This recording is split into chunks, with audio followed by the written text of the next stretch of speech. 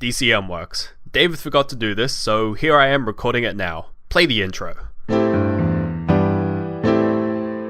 Hey guys, welcome back to the Outriders podcast, the interview series. Today I'm joined by a very special guest. So guest, who are you? Hey, my name's Sean Carney. I am a writer. I've got a play coming out right now at the moment. It's on at the moment. It's called Dracula, Last Voyage of the Demeter. And I can be heard pretty much weekly on Sanspants Radio's movie maintenance show. Nice. I like that you led with writer. That's it's one of those identifiers that I think the minute that you are a writer, that you've got something published, that's your first thing that you go to. It's interesting. I always think that's, yeah. I don't feel like I've said that before. Really? That's like the hey, first time. Hi, I'm a writer. Yeah, I write. It sounds kind of like, you're like, am I saying that I'm unemployed? How are they going to read that? You know what I mean? Because a lot of people have some presumptions they take with that. Yeah. How would you, before then, okay, that's interesting though. I want to touch on that. So with that descriptor that comes with writer, and you mentioned obviously the work you're working on because that's what we're here to talk about. But yep. As far as when you think of yourself in you can't see that, it's a podcast, but as far as like the landscape that we're in, because obviously it's like you've got podcasting, you've got YouTube, you've got all the stuff that goes on these days, all the different new media. Where do you think writer fits into that these days? Because it's kind of a tough role to have. I'd like to think it's becoming more important, and I think it's weird. It's been like this weird thing where TV's really kicked it up a notch with things like Breaking Bad, and now I think writers oddly have more respect because it's more like they're running the show now, and I don't know. I feel good about it. I don't really have, yeah. What's a positive emotion? Yeah, no, I've you never probably really right. thought of it. Yeah, I get asked that a lot when I tell people. They're like, "Oh, what do you do?" And you're like, "Oh, well, I write books, but also I run a podcasting network." And they're like, "Oh, that's interesting. What does the writing have to do with the other thing?" And because there's no connection for a lot of people. It's funny when sometimes you tell people, I've written a novel or something like that, and it's weird when I find it weird when some people just go, "Oh, okay," and they don't ask. Like my instinct would be like, "Hey, what's your novel about?" But some people are just like, "Yeah, yeah." As a writer, though, I'm always like, I suppose it's different for us because we have common vernacular, right? Like you have language that you can, obviously, like any industry. You have specific language that is applicable to what you talk about, and it's often quite sophisticated. So an example that we always talk about is like gamers, so people that play video games have like this whole range of words they use that I don't understand. They just have like this whole smattering. Writers are much the same. You're like, "Oh, what book are you working on?" And you'll be like, "Oh, well, it's kind of like a dystopian sci-fi thriller, but the internal genre is kind of like a coming of age." And you know what that kind of means. Whereas for someone outside of that, if they're like, "Oh, what are you writing about?" And you're like, "Oh, sky pirates." That's it's kind of a different equation for them. But that's interesting though. So you've obviously got the current play that's about to open tomorrow when we record this. Yep. This will hopefully go up tomorrow as well. So with that play underway and, working from the material you developed on Movie Maintenance, which is the podcast you're on, could you sort of talk me through a bit about how that pitch came about in the first place? So how you kind of landed on the Dracula idea? I watched the Francis Ford Coppola Dracula. I don't know. Have you seen that one? Yeah, I have. It's quite an experience. It is garbage. I actually quite like Gary Oldman's performance in it. He's pretty good as Dracula, but it's to this day, it's the most bizarre film I've ever seen. And I think I watched it first when I was about 14, and at the time I was like, what's going on? I don't know. I've always liked so the young character. For something so weird as well. Yeah, I know, it's right? Not good. It's not good. I think my sister had mentioned it. Like she watched it. She told me she watched it for school or something. And then watching it, I'm like, how did they play this in school? This is ridiculous. Complete garbage. Yeah. But I've always liked the character of Dracula. That was probably the entry point to it. And it was at a time when we were sort of, I think we were planning to do like a horror month for Movie Maintenance back in October last year. And yeah, I think I pitched it to Gabe. I was kind of like, hey man, I've kind of got a bit of a take on Dracula because I always wanted to do this, explore the part, in the book where Dracula sailed from Romania to London on the ship. Yeah. And I pitched the idea to Gabe. I knew how to get him because I was like, it's Silence of the Lambs on the high seas. And he was like, yes, sign me up. Great. But he said straight away. The only thing you could have added would be cowboys, and he would have that would have been the only other story. Yeah, he would have been like, I'm in totally. Like, give me, here's all my money. Yeah. And I was like, Dracula's Mads Mikkelsen. And he's like, yes. But no, he said to me, you should do it as a play. It sounds like a really good idea for a play. And I hadn't thought of doing anything for theater at that point. Like this is my first play, so I was like, oh, all right, cool. So I focused on the pitch for movie maintenance, and then we just kept talking about doing it as a play, and it sort of developed from there. I think that's how that tends to go as well especially in a kind of shared environment like that. It's very much you gestate on the idea for a while, and then eventually you just kind of come to it, and you're like, oh, of course, sure. It's this thing. And so with that, you said that was your first kind of play. What was that like, changing gears from what you had been doing previously? So talk us through what were you writing kind of previously, and then what was the difference between that and working on a play?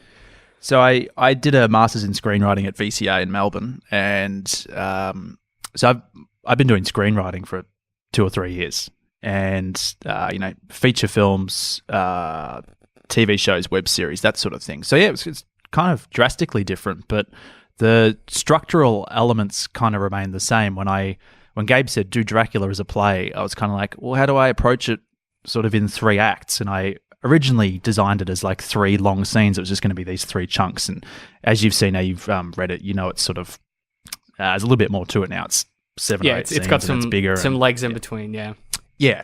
But structurally, I just approached it the same. I was kind of like, if this was going to be a film like what I pitched on the movie maintenance episode, I was like, but how do I sort of not bring it down, but like adapt it to stage, I guess? How do I tell the same story? Yeah, I know what you mean. In the most economical sort of way. Yeah, absolutely. Yeah. You can't have like 1,000 gunshots or like cool special effects. You have to be like, how to 5 people on a stage make this work in a way that's compelling. Yep, absolutely. And it's been a really interesting process just seeing sort of, because because my background, I guess, is screenwriting, I tend to write probably more cinematic moments, and you just kind of have to slowly pull them back as you do each draft of the play. And you can still leave, aspects of that in there, but that's the balance you've got to hit, I think, with a play. I haven't approached it really any differently. I still sort of go, all right, what's the theme? What's the story? What's the character's sort of motivations? And then it's just, I don't know. It's been kind of weird. I haven't. I've seen most of Gabe's plays here in Melbourne. He's so prolific. There's a lot of those. Absolutely, yeah. It's like 3 or 4 a year. Exactly. But prior to that, like I haven't seen a lot of stuff on stage. I haven't read a lot of plays. So yeah, I don't know. I'm coming at it from probably a weird angle, but I don't know. I thought that was why it was interesting as I was reading through it. Is that one of my favorite playwrights is Oscar Wilde. I love Importance of Being Earnest. And one of the things that he does very well is he doesn't focus too much on the medium. He focuses on the characters and the intentions. And obviously that's a comedy, but the way that he approaches it was very different to how a lot of other playwrights were doing it. And that I kind of feel a similar aesthetic in your work, in that most of the sequences we get throughout and most of the scene, or the next level down, the scenes themselves are very much what do these characters want and how they're going to get it, and then what's the conflict from that. And that's obviously how you write scenes as a writer, but I think it's a bit different from how most plays I've seen tend to treat it. So there's I always think of it as being 2 categories. You've got your plays that are written by playwrights, so people that are explicitly writing for the stage, and they carry with them certain connotations. So they'll do stuff in the style of, they'll have emblematic things from Shakespeare. They'll have these elements to it that feels very classical. Whereas modern plays, which would be plays that are written sort of not explicitly by playwrights, tend to feel much more tactile and kind of tangible. And that really came through in the characters and those interactions. And that's kind of why I want to talk about Dracula specifically in the play, and we'll come back to it in the book, in the spoilers, but in the play, there's lots of monster stories out there in the world. Like, obviously, there's lots of mythos and stuff. And you've been quoted before saying that you've had a fascination with Dracula for a while. So, aside from, obviously, the film, when you watched that when you were younger, was there anything in particular that drew you to his kind of mythos and character? Or what's your attraction to that, if there is one? I have this kind of weird memory of, again, it was my sister, not this time watching the film, but she read it. So she had this book cover that was terrifying. And I'm like a real sissy when it comes to horror stuff. And I just remember being a kid, and anytime I saw this book around the house, and it just had this terrifying vampire covered in blood on it, and I was just always scared of it. And I don't know. Honestly, I don't know, because horror's not my thing, and I don't know why I tackled it. But it's the character of Dracula. It's like he's just this it's weird. He's like a romantic. He's this Yeah. lonely-hearted romantic, and there's something about tackling that, but he's like a complete monster and a villain, and just like, I don't know, the juxtaposition of that is kind of interesting, and that's sort of what I've always kind of latched onto. People find it weird when I talk about the play and because he's the bad guy in it and stuff, but to me he's kind of the hero of the story in a weird way. There's kind of it's like the fatal attraction, and that's sort of what vampires are about, right? It's like, Yep. And particularly the way that you kind of cast him in the light that you draw him, and he's this kind of person who has gone through these experiences and become the creature. The fact that he's a vampire is just, it's neither here nor there, but his experiences from having lived that long have made him into the creature that he is. Yep. Which, one of my favorite vampire stories of all time is Salem's Lot by Stephen King. Still deeply upsetting to think about how scary that is, but the reason that works is for similar reasons. It's because it draws on what happens when you do live that long and what happens when you have no one that you can really spend time with or love, and that's something you obviously explore in the play. And I don't want to get too deep into the story elements themselves. We'll do that in spoilers, but obviously the story itself is driven by the characters, as we said before, and it has these elements of like this kind of slow burning, macabre kind of drama. And the aesthetic is very like Chris Wooding, sort of Silence of the Lambs kind of thing. And obviously, as you said before, most of your catalog, for all intents and purposes, is kind of lighter, and some of it's quite funny. You've got Bergman Book Club on the horizon, Mel Macduff, and the other web content you've worked on, whereas the play is very much deeply upsetting. You know what I mean? Yeah. So how did you find, and maybe it's just because of the character itself, but was there a difference for you when you sat down to write that in your process of going, I'm going to make something that's going to be deeply upsetting versus what you would normally make? It's weird because I went through sort of a phase in my writing quite a few years ago, where I was very like influenced by Tarantino and a lot of swearing and a lot of violence and that sort of thing. And then recently I moved more towards doing like, I guess kind of like young adult sort of stuff. Yeah. And just lighter and more sort of comedic. And then to come back to this has been weird. And I can't even honestly say why I did it. I'm not really sure. I think I just got I watched that film, and this is the beauty of being on movie maintenance. You watch these movies and sometimes you just think, far out, I'd love to do that, but good. And Yeah. I just wanted to like do a really good Dracula story. I don't know, man. That's weird. It's interesting. Yeah. It's funny how that kind of happens as well. Cause I mean, especially with the freedom with that show, you've got the opportunity to be like, someone should do X, Y, Z that I would love to see.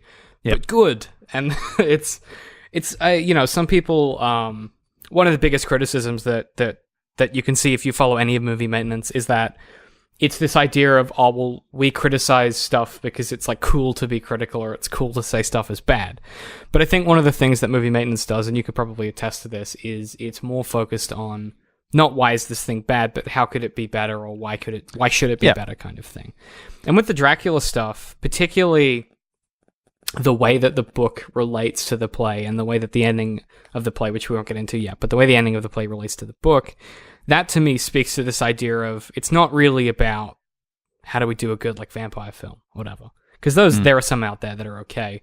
And I was thinking about Gabe's Twilight pitch as I'm saying this, but there's this idea in movie maintenance that it's about making stuff better for the sake of maybe stories should just be good. Like that's maybe enough motivation to be critical. So have you found throughout the process of being on that show, and how being on that show and also being a creative person, so you're both being critical of creative people and making your own stuff, have you found that kind of a difficult balance, or is it quite natural for you to kind of interact between the two? It probably didn't come naturally at the start. I think I had a fairly slow start when I was on movie maintenance, but then, like, I don't know. Now I feel fine with it. It's improved. Being on that show's improved my writing a lot, because I wasn't as critical on movies in the past, and now I am. Like now, if I'm in the cinema and I'm watching a movie and it's bad, I'm actively already oh, how would I fix that? And some people have commented to us, it's like, oh, you guys, how can you even enjoy films anymore? But the thing is, when a film works, you switch that part of your brain off, and you're just there in the world of the film and you enjoy it. That's what I've really found about it. Yeah, no, I mean, I absolutely agree. I mean, one of the biggest parts of our show is tearing stuff apart. But we get asked a similar kind of question, which is like, oh, well, can you enjoy stuff? And the truth is yes. And I think it's because it's not just about the content, it's about the content and the time and the place you're in when you see it, right? So like Kong, I saw Kong recently, and Kong was hot trash. Like, just really poorly structured action film with weird action beats that didn't make a lot of sense and characterizations that were kind of flimsy at best. But I saw it, and I was at a point and a time where I was like, I'm ready for some trashy garbage with some moderately attractive people and a giant ape. And I had a good time, and I was like, it's garbage, but I had a good time. Movies are weird like that. Like, I remember years ago when Green Hornet came out, I was I can't remember what happened, like, personally on the day, but I was having a shit day. It was just a shocking day, and a friend of mine was like, let's go see Green Hornet, and I was like, all right. I sat down, and it made me laugh, and like, I have like very fond memories of that film. I'm like, yeah, I had a great time in that film. I saw it again recently on TV. I watched about 20 minutes of it. I'm like, oh, this is shit. Like, what the hell was I thinking? But yeah, it's circumstantial sometimes. Exactly. Those guys are doing the Invincible movie from the comics. Are they really? Yeah, which is, and everyone's Seth Rogen and whoever the other guy is. Or Seth, the other Seth. I can't remember. But it's the Seth. Is it Seth Rogen? He's doing everything. The guys. Yeah, and so it's him and someone else are producing the Invincible film, which is kind of worrying because Green Hornet is an experience. Yeah, Joel Zammett will be pretty happy though because he loves Invincible. Oh, look, it's a great comic. But I mean, as you say, it's about where you're at. So as far as when, like, is there any other material in the Dracula kind of? I don't know what to call it. It's like kind of a tree of content with like the vampire stuff. Obviously, it's trickle down effect of that culturally is that there's a bajillion vampire books. Yeah. I've just realized that I had a childhood series of books I read called Vampirates, which is a fusion of vampire and pirates. And it's just now occurring to me that there are a lot of thematic similarities between that and your current work. But that was young adult fiction, and it was quite lighthearted. But is there anything else within that kind of sphere of the monster Dracula tree that you go, yeah, that's good, but it's not what I wanted? Because that's always interesting when people work on an existing piece of material. Like if you did like say Batman goes out of copyright in like 100,000 years or whatever, whenever that is, and you could do a Batman film, you know, you would obviously draw inspiration off the ones that you enjoyed. So were there ones that you looked at and went, yeah, I want to take bits of that, and bits of that?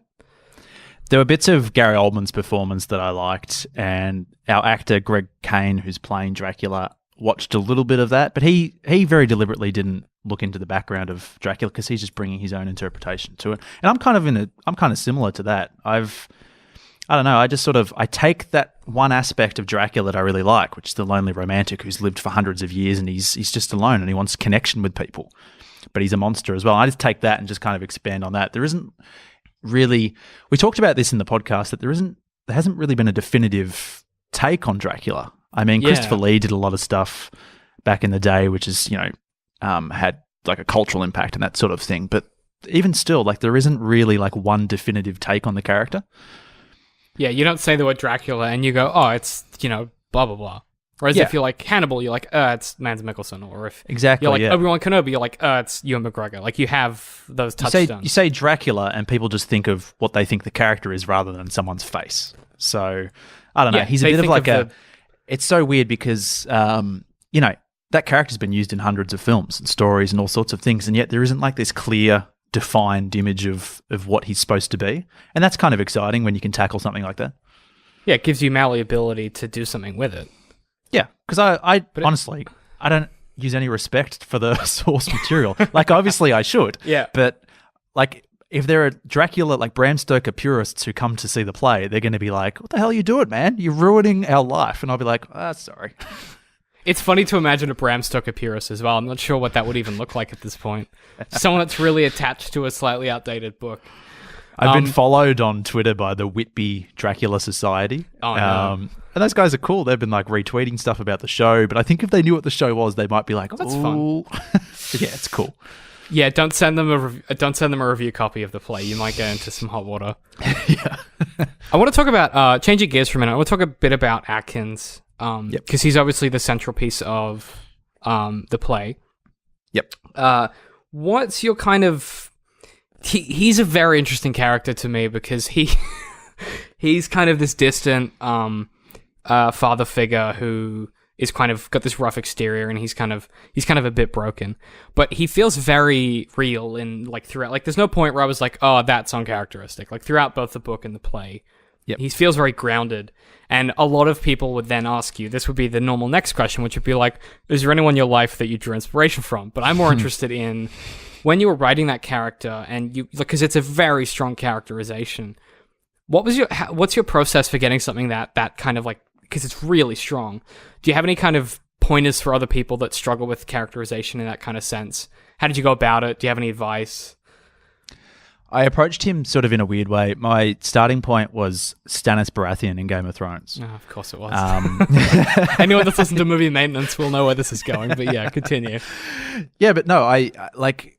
Yeah, obviously, because he's just a man of principle. And, you know, I very much saw the role of Nichols as the Davos character, that sort of friendship, where Davos is a little bit lighter and Stannis. Which one's Davos? Davos is the second in command, the sea captain. Yeah, he's like, the sea captain without he's had his fingers cut off, that dude. Yeah. That was my approach to the relationship between those two characters. And I guess for Atkins, I don't know, like, it's interesting because I think his characterization's possibly a little thin. Like a lot of the focus has gone into Dracula and just sort of building it around him. And Atkins is kind of that, it can be a bit of a thankless sort of role because he's sort of the flat sort of middleman. He's kind of the audience eyes into the world. We have other flamboyant characters. You have Mr. Gibson, who's got like more personality, and Hopkins as well. And Elizabeth has like an interesting little scene, and Nichols his levels are sort of all over the place. And Atkins is kind of this flat baseline character. And yeah, I didn't have any specific way that I approached him. It was just kind of like, I need a stern ship captain, and I need him to start here. I need him to start here, hopefully just with that hint of lightness at the start, and then just watch him sort of go full circle and get broken by the end, get to the point where he's broken. Exactly. Yeah. And that kind of comes through as well in the book a bit, with some of the elements, some of the themes in particular in that are very similar. It's about that idea of breaking down and rebuilding and breaking down, and how that all kind of functions in a cycle. And that's obviously, people do that in real life. That's why I feel like that's so relatable, is that you go through moments and times in your life where you're very much in control and you feel like you're on top of it. So that would be Atkins at the start of the play. And then as things progress, you start to lose your grip and you go, I don't know what I'm doing. And then things get worse and worse until you get to a crisis and then the resolution. And obviously that's the structure of fiction. But I really want to get stuck into the spoiler stuff, but I do have one more question before we do that. Sure. So you spoke a bit earlier about sort of ignoring the source material, which is probably a good idea given that Dracula is very much he's kind of a nebulous concept, as we decided. He doesn't really exist. You don't say his name and think, oh, obviously. The only thing I think you think of is fangs and the cape. I don't know where that cape came from, but it's always been there. It looks cool, whatever. Yeah, it's fine. Does it look cool though? Because it's kind of, I feel like the red lining makes it a bit shiny at this point. I think it looked cool like back in the 70s, and now it's just like... Yeah, probably. Yeah. You're like, it's a bit naff. But there's no real baseline for that. So coming into this, you've got the setup for the play, without spoiling anything, is that you've got a captain on a ship, and he discovers that he's got some cargo that he was not anticipating, and it's about how that cargo drives the changes on the boat, and he must then grapple with those and deal with those. And he is effectively the protagonist throughout the play, as you said. He's your touchstone for the audience. Yep. As you've been going through rehearsals, because obviously you had your last one yesterday, how have you found watching the change from what you imagined in your head, particularly throughout the pitch, and then with the script itself, and that Atkins character being that baseline, being that protagonist, watching that kind of evolve into actually being on stage for the first time for you, I imagine, in a literal play sense. Yep. It all happens on the night, as actors always say. Like it's different every night. Has that been interesting for you to watch how it's kind of morphed and changed after you've kind of put the script in the hands of the actors and the director? Yeah. You mean for Atkins specifically, or just sort of a general? Well, Atkins specifically because he is the protagonist, but then also generally, or whichever you'd like to speak to. Atkins kind of did change, sort of in the last month or so as we've gone through the rehearsals, and I think it was a sort of deficiency in the writing of the play, to be honest, is that he was a bit of a baseline the whole way through. And so what we've tried to work into it a lot more, and this is a credit to the actors who have and the director have spitballed these ideas and made it better, is to just bring more lightness and to bring more of the friendship with Nichols out. So you see him a little bit more lighthearted and having a drink or whatever in the first scene, because prior to that, it was kind of, he came in and he was very grim, and then when you saw him again, he was very grim, and at the end, he's very grim. And Yeah. it's like, so He's very grim, yeah. So it's been like, that's been probably the joy of working with the actors, is that they, I don't know, they're probably harder on it than I am, because they look at it and go, I actually need like a little bit more to work with here. And like, and then that's cool, because it's been a very collaborative process and everyone's been really cool. We've just kind of like workshopped it until we've got it to a point where it's cool. working better. And yeah, it's been really fun. That sounds awesome, actually. I mean, that's like your ideal outcome, right? Like you have the thing that you've made, and then you come to other people and they help you make it into something that you can all kind of work with. And yeah, I didn't intend to that's always be what you want. I didn't intend to be in, you know, pretty much the majority of the rehearsals. Like, I thought I'll just sit in on a few at the start, because it's cool to see, you know, actors. This is my first time seeing actors sort of like do my words outside of like short films and stuff. Yeah. And it's really cool. But then I don't know, I've ended up just sort of lingering, just to enjoy the annoying show. people, and yeah, it's fun. Like I'm becoming very aware that there's only going to be 6 more times that I get to watch it. So it's, I don't know. It's like, enjoy it while you have it. You know. Yeah, exactly, absolutely. That's cool. I like that. And I'm so keen to get into spoilers because there's so much I want to talk about. But before we do that, I have one final question. I know the last one I said was the final one, but this is genuinely the final one. With the pitch and how that film plays out, there are some differences in the play, which we'll get into in a minute. But could you see, let's say the play goes terrifically well, as I'm sure it will, and it's great and it's enjoyable, and someone comes up to you and they're like, we want to do the film the way that you've kind of pitched it. Yep. From the movie maintenance pitch, without spoiling the play and the outcome of that and in the book, is there anything that you look at and go, okay, well, my first idea was XYZ, so captain on ship, creature in cargo hold, how does that play out? Yeah. Yep. Is there anything from that you go, oh, that was terrible, that's got to change, hated it, gone for good? Was there anything like that for you that really stuck out after that process? There's this a spoilery bit at the end that we'll talk about in a minute. Yeah, we'll get to it in a minute. That having done that in the pitch, I think I was corrected by Gabe or Tom. Yeah, it's on the pitch. Gabe calls you on it, correct? Yeah, so that was one that, definitely needed to be corrected. Outside of that, I don't know. I can't really think of anything from the pitch. I mean, I got great input from the other guys on that episode, who added cool things in about Nichols and some of the crew fights and that sort of stuff, which would be cool. I'd love to see it as a film, though. So, yeah, I mean, the play takes place sort of entirely below deck, so you don't see any of the above deck interactions. Exactly. So that's where you would expand it in a film, and that would be really cool.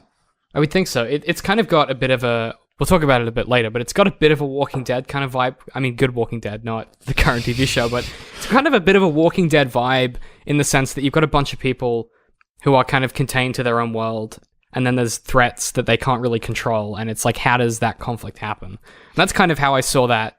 If you were going to do it as a film, it would be quite slow, and it would be kind of really tense, and it would be that kind of... Oh yeah, it'd be a slow sort of skin crawling sort of thing. I always think of my approach to Dracula was that he's like a Horcrux in Harry Potter, and that just his presence is just this like corrosive effect on everybody. So anyone who's near him, and they're all near him because they're locked in, they're on the boat essentially. They can't get if they're on the ocean, they can't get away. And so as more time goes by, it just becomes worse and worse and worse, and people just unravel. And that's actually quite fun to write. I know I've been writing like lighter stuff, but when it comes to this, it's actually really cool to take characters in that place. You start them off at one point, and then it's like, well, how bad can it get? It's kind of fun. How bad not for them, but you know. No, I was going to say it's very unpleasant for the characters. There's some stuff that goes on that I'm like, wow, that should not happen to anyone. So we might take a brief pause, and then we'll come back and we'll do spoilers. So at this point, if you haven't seen the play or you haven't read the book, we might try and separate them a bit. We'll see how we go. But sure. I've got some stuff I want to talk about. But if you haven't seen those or read the book, stop now, or forever hold your peace, I suppose. Whatever the current saying is. I don't know. What are the kids saying? I don't know, BRB when you've seen them or whatever. Who knows?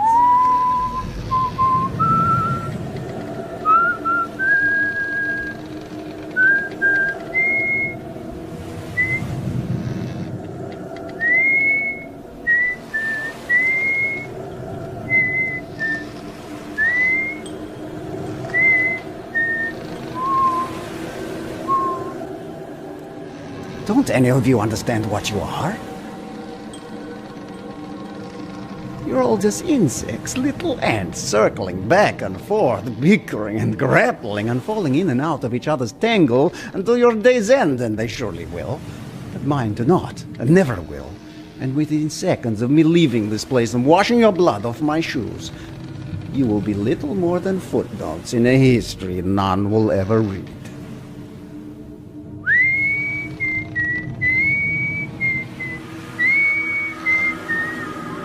Start with the ending, because I feel like that is the thing where I was like the most upset with how it ended, both in the pitch and then not in the pitch, and also how dare you with some of what went on. I'm deeply upset by all of it. So obviously we have the final confrontation.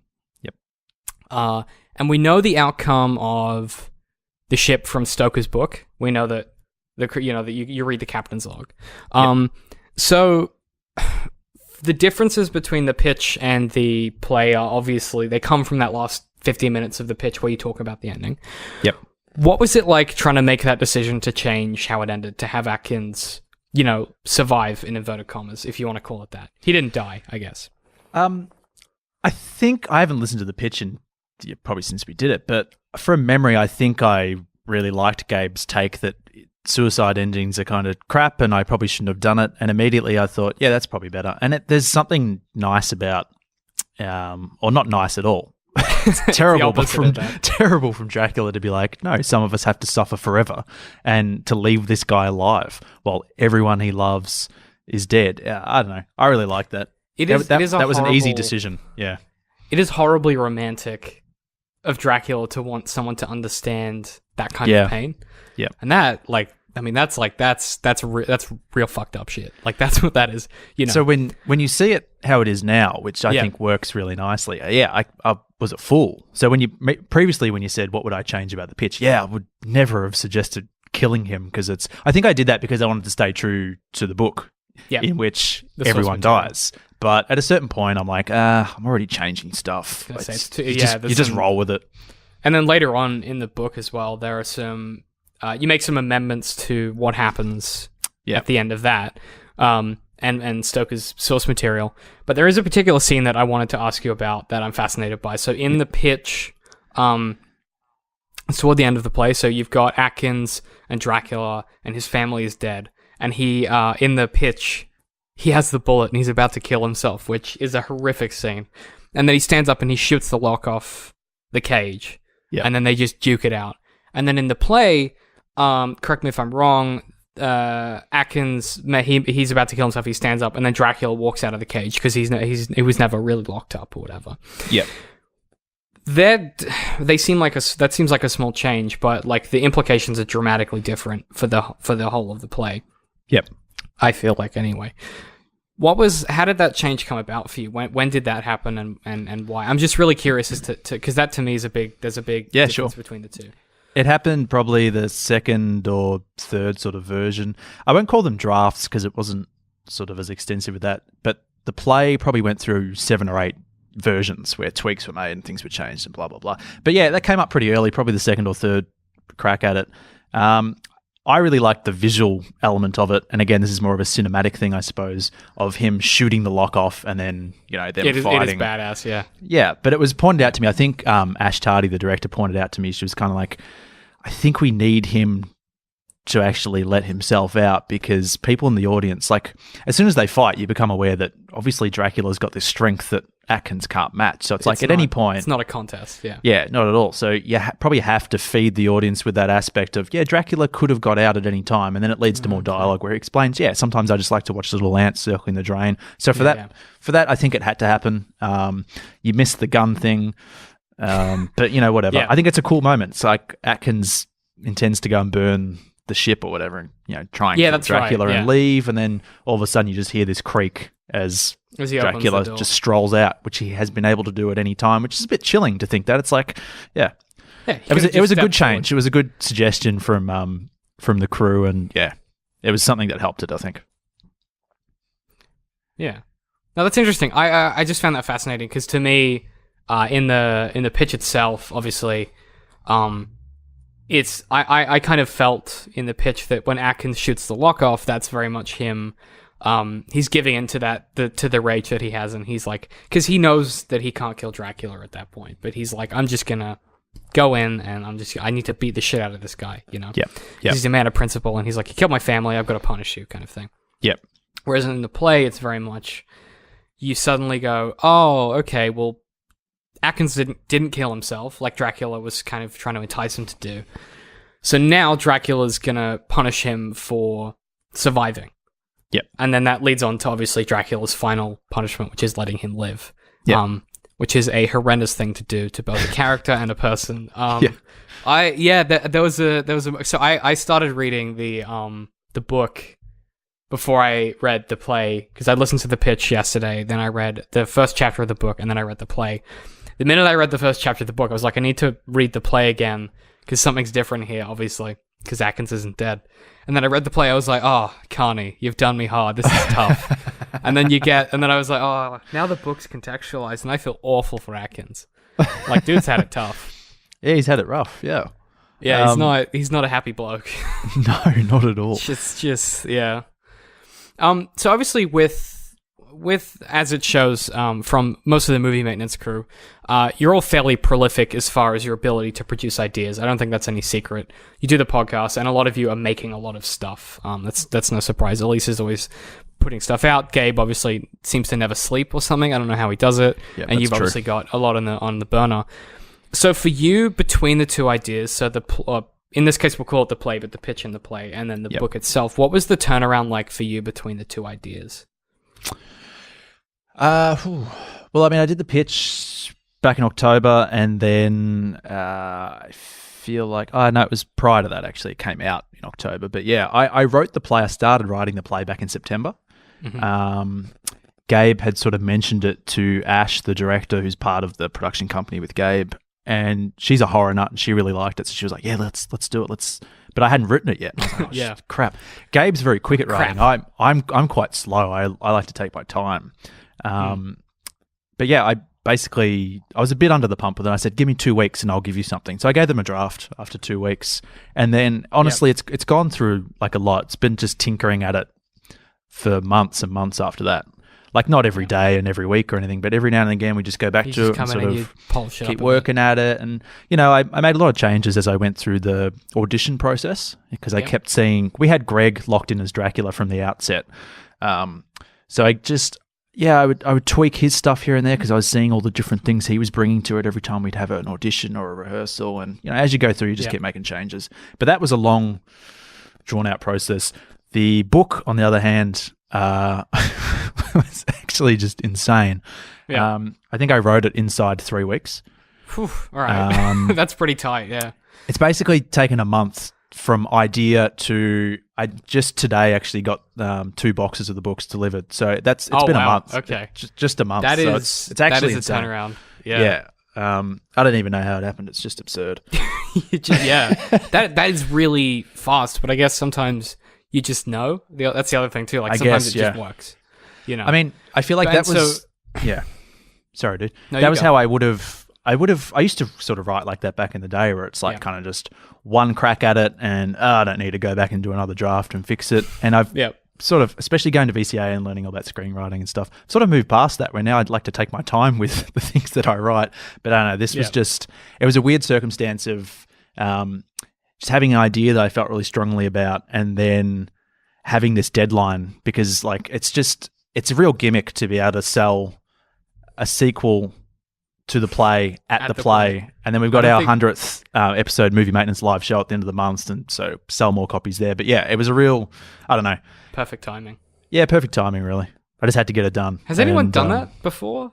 I don't know. Is that, I feel like that's quite unusual, at least. Like, it's cool. Like, Gabe sort of talks about, often you'll have people go to the theatre or whatever, and they might spend $20 or $30 just to buy a program. So if you're selling a book for $10, you know, even if you kind of just had a bit of an interest in what you just watched in the play, if you went, that was all right, you might just be like, $10, whatever. Especially for $10. That's right. True.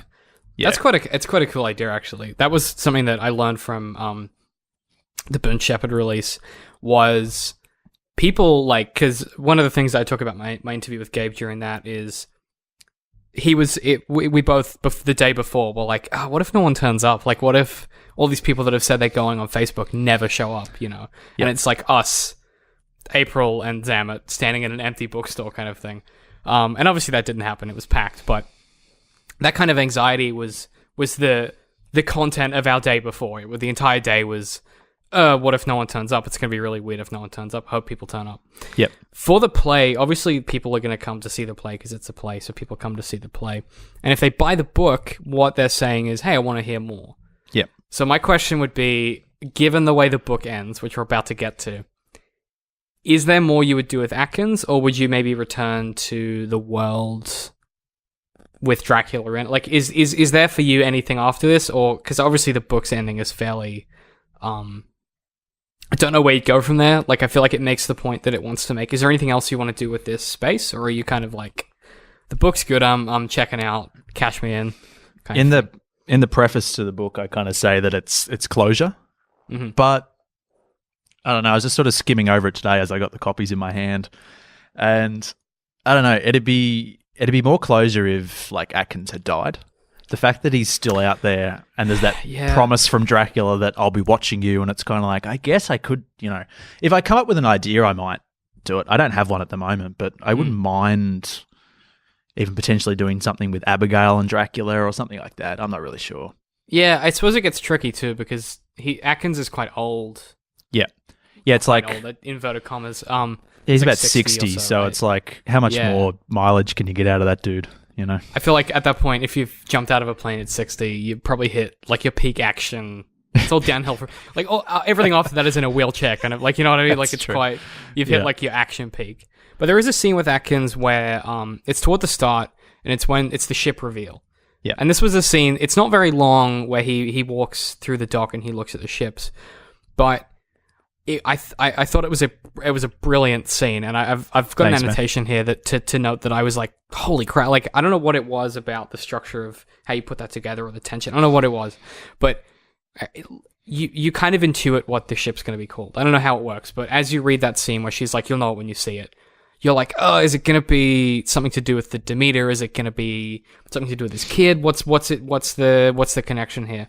Yep. And you go, oh, she wouldn't have called it after the Demeter. That's just insensitive. Is it going to be something we don't know about? Something that's happened in the 20 years? And when you get to the ship and you have the reveal of it being called the Elizabeth, it's a real moment. Like, it's one of those moments that I went, oh, I could see, like, I just saw it in my head. I was like, great, that I can see that scene.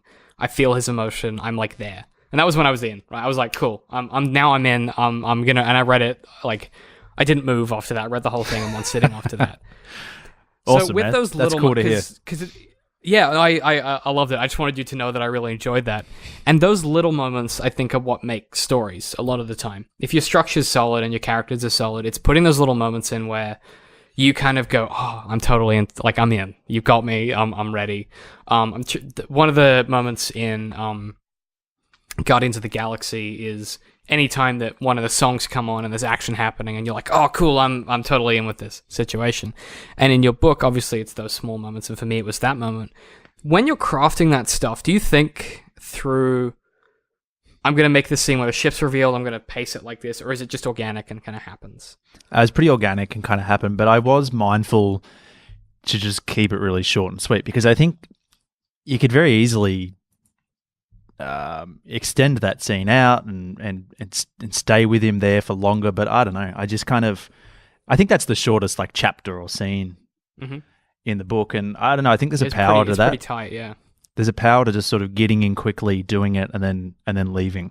And that was on my mind when I wrote that one. Yeah, I think, I don't know, when I went back over it to kind of like look through it and change a few things here and there, that one pretty much just stayed the same, I think. Yeah. I think that shows too, and I don't know whether it's just when you've been writing for long enough, you have that ability to produce stuff that feels both organic and immediate, but that scene in particular for me, I was like, cool, yeah, awesome, I get it. And then later on, you've got this kind of, I'll reference The Walking Dead again, but when they're on the ship, the way that those tensions play out and the way that the way that the tensions play out and the intentions of the different characters slowly become revealed, it happens in quite a short space physically in the text. Like, it's not it's like the first third-ish from when he takes the job to where the rest of the crew is no longer with him. Yeah. So obviously, physically, it doesn't take up much space, but it feels like that section takes quite an amount of time between where you meet the crew and then the point where things go south and guns are pulled, and there's that great action scene, which is horrific but amazing. When you were putting that together, there could be a tendency, I think, for a lot of writers, particularly classically trained people, so people that read a lot of lit fiction and they want to move into genre fiction, they would have written that journey. That would have been like the book. The journey would have been the entire novel, and they would have landed, and then that would have been like the emotional resolution of like he takes ownership of the girl, of the daughter, of his like the grandfather's granddaughter, who was his best friend. He takes some ownership of that and their protection, and whether or not she survives is irrelevant. It's about that emotional climax. What I thought was interesting about the way that you put together the structure is that it was very much the internal and external genres kind of came to a head at the same time. So they get to the Crystal Mountains and he reveals what actually happened on the ship, and at the same time you get the physical resolution of Dracula's killed everyone, and it turns out actually this was sort of he was there the whole time. He's playing this out. Yeah. When you were putting that together, how much forethought went into the different balancing of the book? So which sections were longer and which sections were shorter? Particularly given the way that first third plays out with the kind of the Walking Dead style, people in a container kind of thing. I think when I came up with the idea,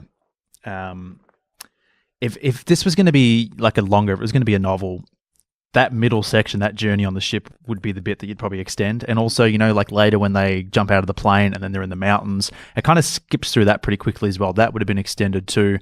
So I think they were just choices along the way where I was like, it would have grown too big. And I was like, no, like less is more, I think, for this story. Yeah. I don't know. I just had an idea of the structure in mind from the outset. And I approach it the same way I approached writing a screenplay. Like this was just like, how would I do this as a film? Okay, that's it's a little, yeah. it's shorter. I mean, it'd be that kind of film where I guess if you reviewed it, you'd be like, oh, it's missing like a little bit of stuff in the middle here and that sort of thing. Middle build was a bit short, kind of thing. Yeah, that sort of thing. But I think you can get away with that in a novella. And yeah, I very much approached it structurally the same way that I would approach a film. So I broke it into 5 acts, and I was just like, all right, gotta hit those beats. Yeah, absolutely, yeah. And so particularly with the ending, so you've got the revelation that Dracula in some way has basically been following Atkins for the length of his life, we assume, or to some extent. Obviously, he's not been there the whole time, but he's been keeping an eye on him. Yep. That says a lot about Dracula as a person, and it comes back to what we said before about the fact that that's kind of a horrifically romantic thing to do to someone else. Yep. It never gets sexual. Dracula in this is never a sexual creature like he is in a lot of the other depictions where it's like vampires are sexy and like they seduce women because that's part of what they do. This Dracula is like this broken person who obviously doesn't have access to that romantic side of his life anymore, so instead his romance is replaced by, making this man horrifically unhappy and then following him around, which is, again, awful. When you were thinking about that ending and when you come into the monastery, what was your process for getting to the point where you were like, okay, which came first? Was it the journey to the mountains, or was it the reveal that Dracula would be at the end of the path when you went through that? When I came up with the idea, it was, Dracula would be at the end of the path, definitely. Okay. Yeah. I knew that I knew that I would take it into the mountains. But yeah, I mean, the monastery stuff sort of wasn't there initially in my head. I think I had a much different thing. I always had that bit, the bit where they're running, the sun's coming up and they're running and the child's skin's burning and that sort of thing. Yeah. I have that written in my notes on several different pages, and it's always under the same thing. It was always just like epic sun run. And I was like, all right, I got to work that in somehow. I think initially Mary was going to die much earlier in the piece. Yep. Maybe like halfway through, and then it was going to be Atkins and the child. And then for some reason I had a scene in mind where they find themselves in a cave, and then Dracula's in that cave with them, and he has his sort of conversation with Atkins, and then it becomes a matter of he's coming towards them, and it's Dracula's going to kill them, or he can step out into the sunlight. and will he leave the kid or not? And he can't leave her, so he kind of like wraps her in a jacket, and and they run out through the sun, and Dracula's like, I will find you, sort of thing. But then, I don't know, the monastery sort of came into it. I'm not really sure. I think it was in part because of the location. When I set it in Nepal, I just thought, I don't know, I've been over there, and I've read a lot of stuff about the mountains and the stuff there, and I really like the Crystal Mountains as a setting, so I think that played a lot into it. It's mystic, but it's not too mystic. Like, it doesn't feel like cheap appropriation, and it feels just mystic enough that when, and I'll be honest, I was in the story enough that I didn't really see Dracula's appearance coming. I know I should have, like, it's a Dracula story, but I was expecting, they get to the healer and they're like, no, can't help her. And you're like, oh crap, what's going to happen now? Kind of thing. Yeah, My original idea with it, I think, was to have either they get to the healer and he's like, no, like what you heard was wrong, or there's just nobody there, or something like that. And so, because I always thought it was like a pointless quest. Like Atkins very much has that in his head. He's like, there's not going to be anybody there. Like, you're crazy, it's a waste of time. Whatever. Yeah. But I'm not sure what point I decided to have Dracula sort of be pulling the strings on the whole thing. I don't know. It just worked. It worked quite nicely. It's interesting too, because it's hard to sort of market the book. You want to talk to people about it. It's nice to be able to have like a spoiler conversation about it. But it's like, it's always a relief. Yeah. Even like I've got the posters hanging up in the foyer at the venue, and because the title is Where the Captain Goes, even then I'm like, are people going to like immediately see that and know that Atkins survives the play? Can we talk about that line, which is Where the Captain Goes? Because sure. Holy shit, there's a few moments where there's iterations of that obviously throughout, and every single one of them gave me chills, and I don't know why, but something about the way that it's something about like lines like that, they fucking get me. Like every time I'm like, oh okay, I'm like, yeah, okay, I've got chills now. But there's a moment in correct me if I'm wrong, but it's in the monastery, it's at the very end. And I think it's Mary that says something like, is it that Dracula tells? Sorry, she's about to leave or something. Is there a use of that in the monastery, or am I thinking of on the ship? It's the child. It happens a couple times. Oh, it's the child. That's right. Yeah. Mary uses it on the ship. I think they're trying to split them up on the ship, and she goes, "No, I go where the captain goes." Yeah, it's where the mercenaries are like, "We're going to take him and lock him away." Yeah. And she previously used it at the start, because that's when he's like, "Oh, that's the last thing your father said to me." And then the child uses it at the Deeply end. upset. Dracula kind of says, "I'll teach you how to be a vampire. Essentially, you come with me." And she goes, "No, I go where the captain goes." So that line is not in the script for the play. I think Nichols uses it in his interaction with Dracula, but he doesn't say it in the play. He says it as he gets shot by Atkins. He turns his back on Atkins when he's pointing the gun at him, and he says, "I go where the captain goes." And then Atkins sort of wavers for a minute and then says, "I'm sorry," and shoots him. That came about during rehearsals. Because originally, so the novel was going to be called The Elizabeth, and then the further I got into it, the ship wasn't as big a role.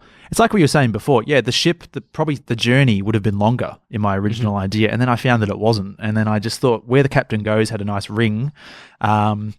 And then I went up to the actor during rehearsals and I said, "Hey mate, just before he kills you, can you just say this?" And then they tried it and it worked, and I was like, "Fuck yeah!" And it's so crucial to the novel.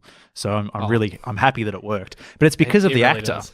It's because of the actor that it's there, really. Because I watched him, and prior to rehearsals, like, Nichols was a real secondary character for me. I was just kind of like, hey, he's just the captain's best mate. But then this guy, his name's Matthew Elliott, who's playing him in the play.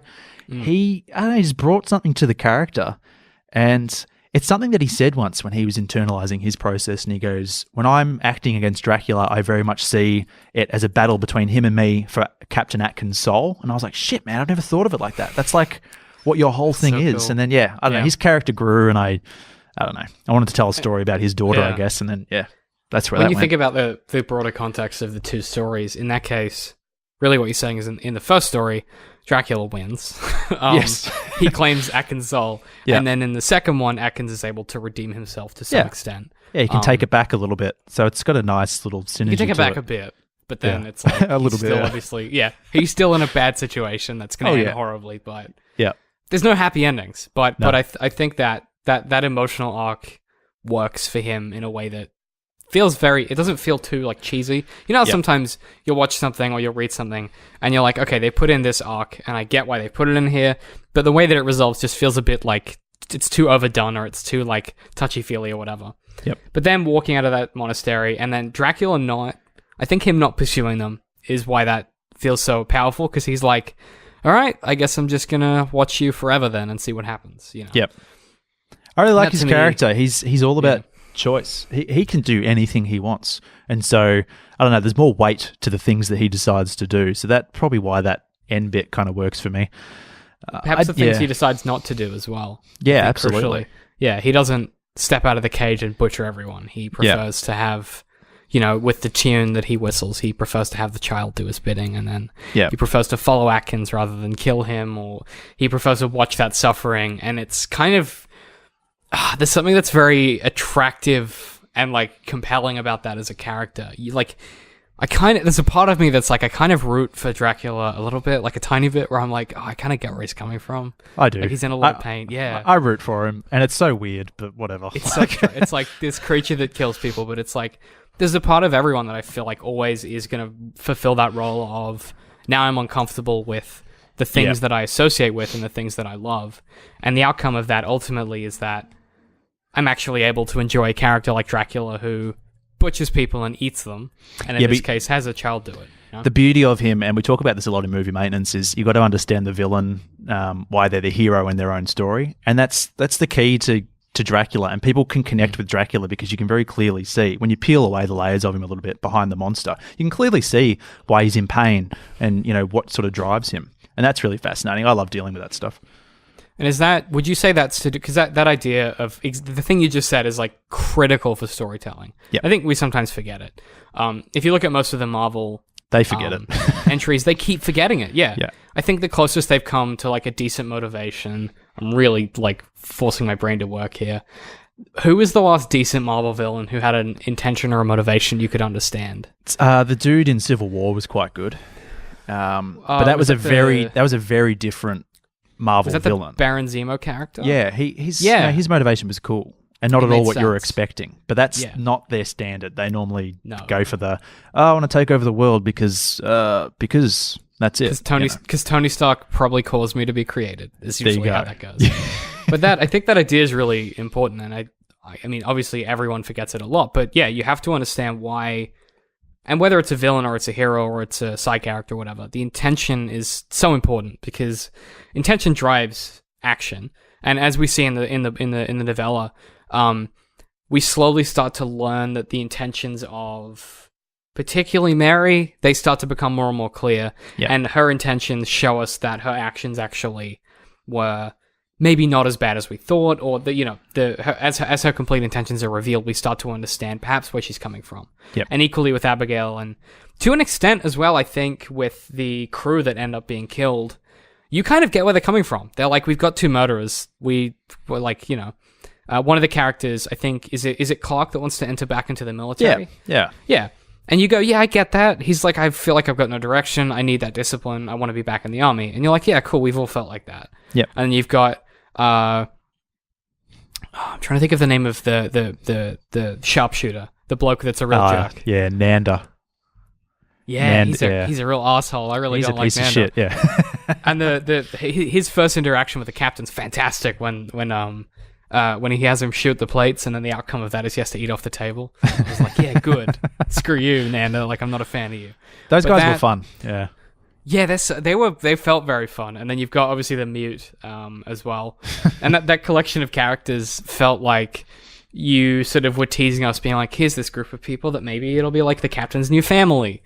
And then they turn out to be awful pieces of crap that get horribly murdered, as everyone does in these two stories. It's just Atkins at the end, and obviously the second one, it's a vampire. Yep. But with those characters, and this might be a good place to kind of wrap things up. When you were going through that process, obviously I'm trying to count them. There's about 6 or 7 peripheral characters in the novella itself. Yeah.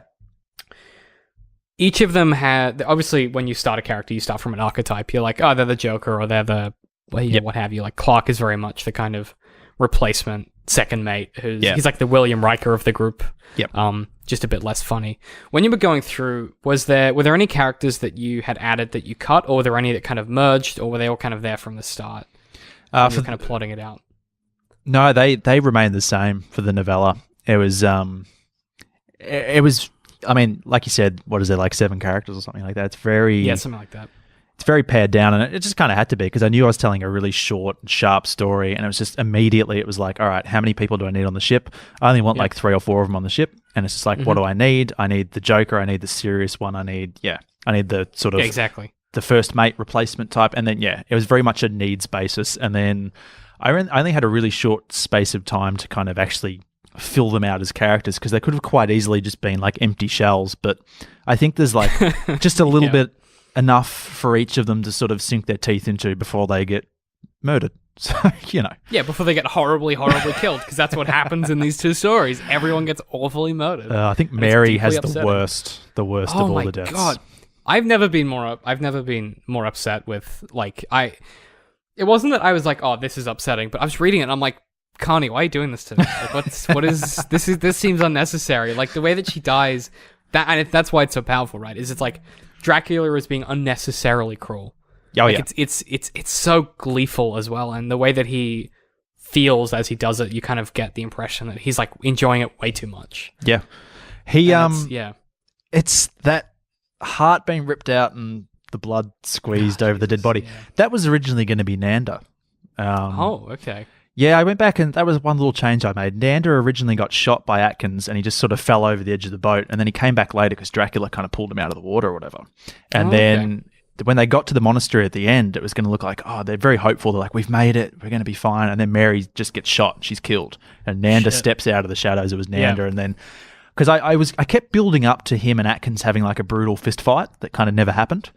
And that was going to be the moment. Like Atkins was going to step forward to like kick the shit out of him or whatever, and then Dracula was going to come up behind Nanda and rip his heart out. But then I don't know. I just was like, nah, piss off, Nanda. I don't know. I just did it a different way. And I think that avoids it being a bit too melodramatic, where you because you're expecting that confrontation, right? Like the whole time on the ship, you're like, at some point Atkins is going to punch Nanda in the face. Like that's what you see. You're like, it's going to happen, and it's going to end poorly because then things are going to kick off. Yep. But instead, it's Clark who instigates the whole situation. Yep. As far as we know, we don't see them planning it, but it's Clark the one. Yeah, he's kind of the de facto ringleader. I still I just ended up not doing that at the end with Nanda because I was like, I already have that build up. He has that moment where he could have shot Atkins, but he was like, why don't you come and fight me like a man, sort of thing. And you think, oh, here we go, they're going to fight, and then they don't. So and then he just is it Nanda that gets hit in the chest with the knife, or is it someone else? I think Clark.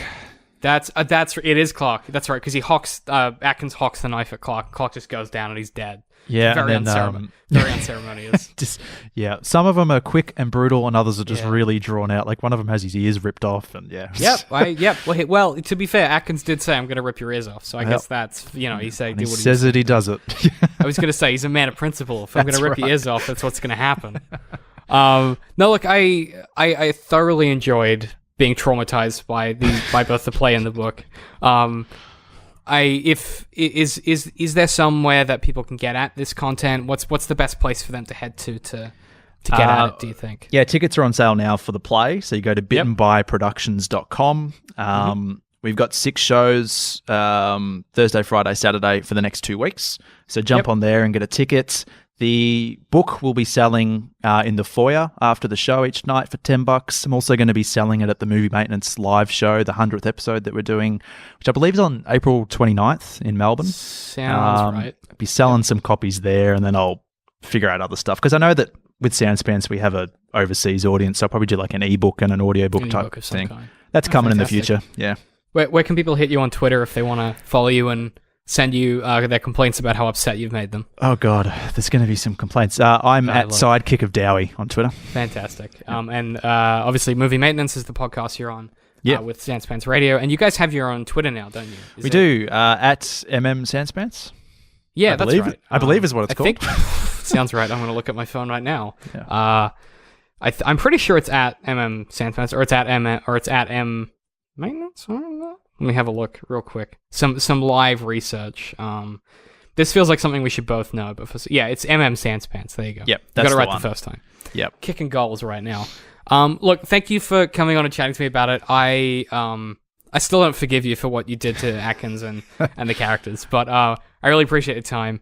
If you want to get at me on Twitter, I'm at DCM I Hate Pie, and the team is at DCM_works. This will go up on Wednesday, so if you're in Melbourne and you want to cop the play, just head to the link that we said before. It'll be in the show notes. Thanks again for coming on the show, man. I really enjoyed our chat. Thanks, man. And hopefully we'll be getting up to more misery sometime soon. Cool, man. Cheers. Thank you.